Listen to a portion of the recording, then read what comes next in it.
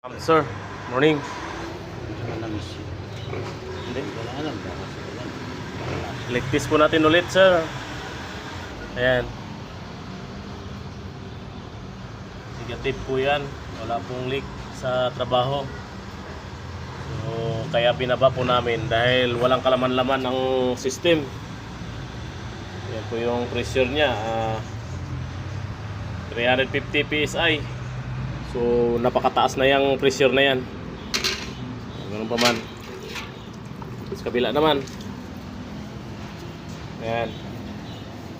So, isa lang ang hininang natin dyan. Pero, negative, ano yan? Ngayon, negative.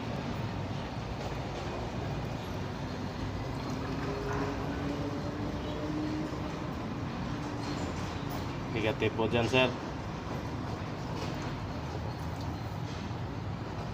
Ayan o.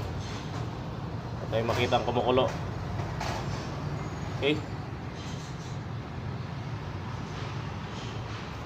Evaporator negative.